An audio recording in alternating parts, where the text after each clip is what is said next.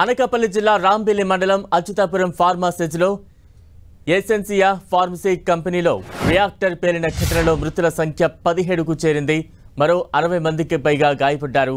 పేలుడు ధాటికి కార్మికులు ఎగిరిపడడంతో వారి దేహాలు పూర్తిగా ఛిద్రమయ్యాయి. గోడతో పాటు భవనం కూలడంతో శిథిలాల కింద చాలా మంది నలిగిపోయారు. గాయపడ్డ వారిలో కొందరి పరిస్థితి విషమంగా ఉండగా మృతుల సంఖ్య పెరిగే అవకాశం ఉంది. మధ్యాహ్నం భోజన విరామ సమయంలో రియాక్టర్ పేలింది. భారీ పేలుడుతో మంటలు చెలరేగాయి. పేలుడు ధాటికి పలువురు కార్మికుల మృతదేహాలు ఛిద్రమయ్యాయి. గాయపడిన వారిలో 5గురు 60% పైగా కాలిన గాయాలతో ఉన్నట్టు తెలుస్తోంది. ప్రమాదం జరిగిన సమయంలో ఫ్యాక్టరీలో 380 మందికి పైగా కార్మికులు ఉన్నట్టు తెలుస్తోంది. భారీ శబ్దంతో సమీప గ్రామాల ప్రజలు ఒక్కసారిగా ఉలిక్కిపడ్డారు. పేలుడు తీవ్రతకు భవనం కుప్పకూలి భారీ ఎత్తున మంటలు ఎగిసిపడ్డాయి. కార్మికులు ప్రాణభయంతో బయటకు పరుగులు తీశారు.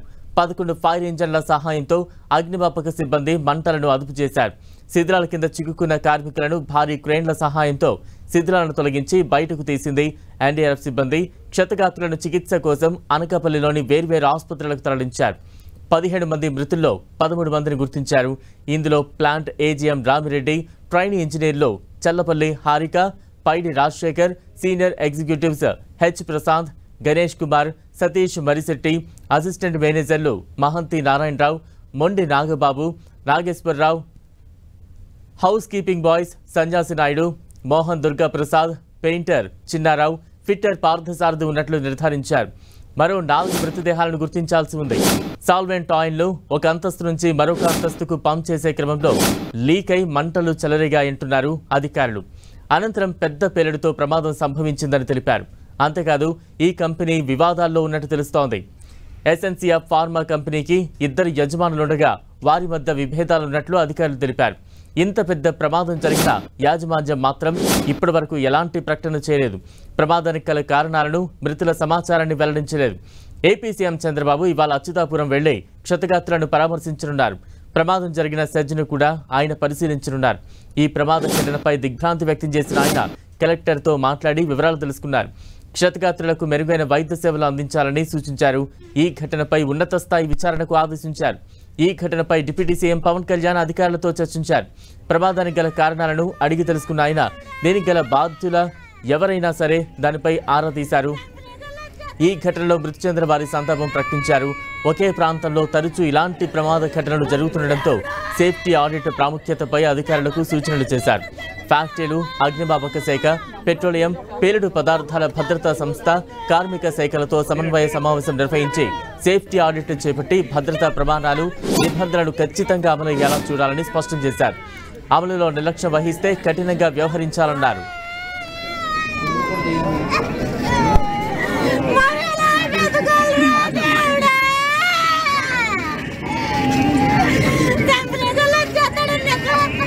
చెప్పట్లేదు. మధ్యాహ్నం న్యూస్ లో వచ్చింది కదా, అప్పుడు చూసాం. అప్పటి నుంచి ఫోన్లు చేస్తున్నాం, ఎవరు లిఫ్ట్ చేయట్లేదు, ఏమీ చెప్పట్లేదు. గాజు అక్క వెంకట్ సాయి ఒక 3-4 సంవత్సరాలు అయిపోయింది. Production department. చాలా సార్లు చేసాం. లాకర్ లో పెట్టేస్తారు కదా, ఫోన్ అవుతుంది కానీ లిఫ్ట్ చేయలేదు. హాస్పిటల్ అడిగితే ఇక్కడ ఎవరు లేరా, పేరు కలలేరు అని చెప్తున్నారు. ఇక్కడికి వచ్చేస్తే ఇక్కడ పరిస్థితి మీకు తెలుసు కదా, అలాగే ఉంది. ఏ ఇన్ఫర్మేషన్ కూడా అక్కడ చూడనిపోయి ఇక్కడ చూడనిపోతే మా అబ్బాయి ఎక్కడ ఉన్నాడు మాకు ఎలా తెలుస్తుంది? ఇప్పుడే ఎన్నో కళలు కట్టడానికి ఇల్లు కట్టడము. నిన్ను 25 years నిన్నటి నుంచి సంబంధం చూడడానికి కూడా చూడమంటుంది.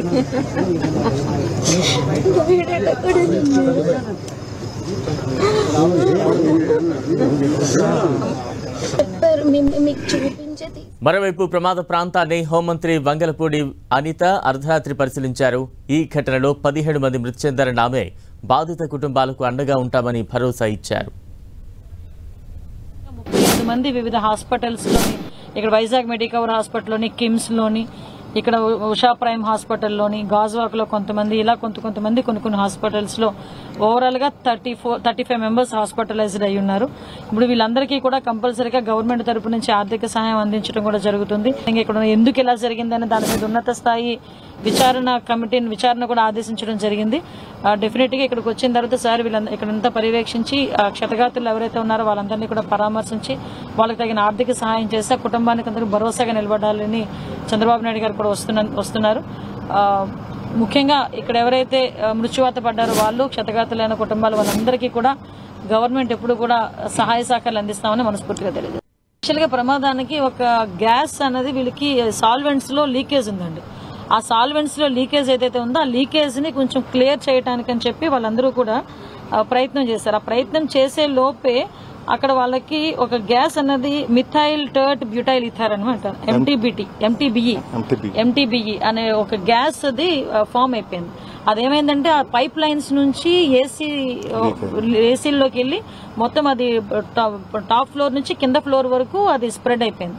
ఎప్పుడైతే స్ప్రెడ్ అయిందో ఎలక్ట్రికల్ స్పార్క్ కి ఒకేసారి అది బ్లాస్ట్ అయిపోయింది. చాలా మంది రియాక్టర్ పేలింది అది అన్నారు, కానీ రియాక్టర్ కాదు, ఇది కేవలం గ్యాస్ లీకేజ్ వల్ల అది జరిగిన సంఘటన. ఇందులోని యాజమాన్య నెగ్లిజెన్సీ ఉందా, నిజంగా యాక్సిడెంటల్ గా జరిగిందా అన్నది విచారణ కూడా చేపడుతున్నాం. కాబట్టి యాజ్ ఎర్లీ యాజ్ పాసిబుల్ దాని మీద కూడా మనకి ఒక కంక్లూజన్ ఇస్తుంది. యజమాన్యం ముందుకు వచ్చి ఎవరున్నారు, ఎవరెవరు పనిచేస్తున్నారు వాళ్ళ దగ్గర లిస్ట్ ఉంటుంది కాబట్టి, వాళ్ళ దగ్గర రూల్స్ అయి ఉంటాయి కాబట్టి ఎవరెవరు ఈ రోజు పనిలో వచ్చారు, ఎవరెవరు లోపల పనిలో ఉన్నారు, వారి పేర్లు, అడ్రస్లు అవన్నీ కూడా వారికి తెలుస్తాయి. అది వారి నుంచి ప్రకటన రావాలా. నాకు తెలిసినంత వరకు వారి నుంచి ఇప్పటి వరకు ఏం రాలేదనేసి తెలిసింది. అంటే ఇంత పెద్ద ఇన్సిడెంట్ జరిగినా కనీసం యాజమాన్యం స్పందించలేదు. అనకాపల్లిలో ఉన్న అక్కడ ఎవరైతే ఉన్నారో హాస్పిటల్లో వాళ్ళ కుటుంబ సభ్యులు కూడా అదే అంటున్నారు. ఇప్పుడు వచ్చి కంపెనీ నుంచి ఏ ఒక్కరు కూడా రాలేదు. కనీసం ఇంత పెద్ద యాక్సిడెంట్ జరిగాక ఎలా ఉన్నాం, ఏం చేయండి చూడడానికి కూడా రాలేదు. జరిగిన యాక్సిడెంట్ ఎట్టగా జరిగింది, చనిపోయిన వాళ్ళు చనిపోయారు, కనీసం బ్రతుకున్న వాళ్ళు కూడా వాళ్ళ పరిస్థితి ఏంటన్నది కూడా కనుక్కోవడానికి ఎవరు కూడా రాలేదనేసి తెలియపరుస్తున్నారు. వాళ్ళు కూడా బాధపడుతున్నారు.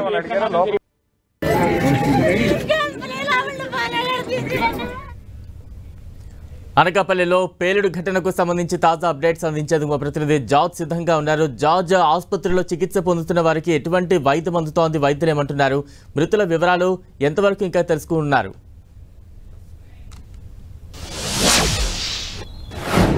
ఈ ఘటనకు సంబంధించి మొదట ఒకరు మృతి చెందారని భావించినప్పటికీ మృతుల సంఖ్య అంతకంతకు పెరుగుతూ వచ్చింది. ఎందుకంటే కంపెనీ ప్రతినిధులు సైతం కూడా అక్కడ ఏదైతే పైన స్లాబ్ కూలిపోయిందని చెప్పారు, అలాగే వాళ్ళు సైతం కూడా కూలిపోయిందని చెప్పిన నేపథ్యంలో ఆ శిథిలాల కింద ఉండొచ్చు అనే ఒక అనుమానం వ్యక్తం చేయడంతో అందరూ కూడా ఇటు పోలీసులు అధికారులు సైతం కూడా ఉలిక్కిపడ్డారు. ఈ నేపథ్యంలోనే ఇటు ఎన్డీఆర్ఎఫ్ బృందాలు సైతం కూడా రంగంలోకి దించడం జరిగింది. ఎన్డీఆర్ఎఫ్ బృందాలు సైతం కూడా వచ్చి ఆ మృతదేహాలన్నింటినీ కూడా ఒక్కొక్కటిగా వెలికి తీశారు. అయితే ఈ ప్రమాదంలో చనిపోయిన వారిని అందరినీ చూసుకున్నట్లయితే అధికారికంగా 13 మందిని గుర్తించడం జరిగింది. అయితే ఇంకా మిగిలిన వారిని సైతం కూడా గుర్తించవలసి ఉంది. ఎందుకంటే ఈ ప్రమాదం జరిగినప్పుడు చూసుకున్నట్లయితే కనుక మృతదేహాలన్నీ కూడా చెల్లాచెదురయ్యాయి. అయితే వాళ్ళు ఎవరు అనే దాని మీద కూడా ఒక సందిగ్ధత అయితే నెలకొని ఉంది. ఈ నేపథ్యంలో వాళ్ళు సైతం కూడా పరీక్షలు నిర్వహించి వాళ్ళ బంధువులకైతే అప్పచెప్పనున్నారు. మొత్తంగా మృతి చెందిన ఎవరైతే ఉన్నారో వారందరినీ కూడా పోస్ట్ మార్టం నిమిత్తం కేజీహెచ్కు తరలించారు. కేజీహెచ్లో ఈ సాధ్యమైనంత త్వరగా మృతదేహాలకు పోస్ట్ మార్టం చేసి వాళ్ళ కుటుంబ సభ్యులకు అప్పచెప్తామని చెప్తూ ఉన్నారు. అయితే దీనికి సంబంధించి ఇక్కడ ఉన్న గ్రామస్తులు సైతం కూడా దానికి సస్యమేరా అంటున్నారు. ఎందుకంటే ఇటు కంపెనీ యాజమాన్యం కానీ ఇటు ప్రభుత్వం కానీ ఎక్స్గ్రేషియా ప్రకటించకుండా పోస్ట్ మార్టం చేసి ఆ బాడీస్ కనుక మాకు అప్పచెప్పినట్లయితే మేము ఎట్టి పరిస్థితుల్లో కూడా తీసుకునే ప్రసక్తే లేదు. ఖచ్చితంగా ఈ కంపెనీ మీద చర్యలు తీసుకోవాలి. ఇంత జరిగినప్పటికీ కూడా కంపెనీ యాజమాన్యాలు ఇప్పటి వరకు ముందుకు రాలేదు, కనీస స్పందన లేదు. ఏం జరుగుతుంది, ఎంతమంది ఉన్నారు అనే దానికి కూడా వివరణ ఇవ్వలేదంటూ కూడా మండిపడుతూ ఉన్నారు. ఎందుకంటే ఈ కంపెనీ ప్రమాదం అంటే లోపల కంపెనీ ప్రమాదం జరిగినప్పుడు దాదాపుగా 380 మందికి పైగా ఇక్కడ అప్పుడు విధులు నిర్వహిస్తూ ఉన్నారని చెప్తున్నారు. అంతేకాకుండా ఏదైతే ప్రమాదం జరిగిన యూనిట్ ఏదైతే ఉందో ఆ యూనిట్లో దాదాపుగా 100 మందికి పైగా అక్కడ పనిచేస్తూ ఉన్నారు. ఈ క్రమంలోనే ఈ ఎంటీ ఈ గ్యాస్ ఏదైతే లీక్ అయ్యిందో ఆ లీక్ అయిన తర్వాత అది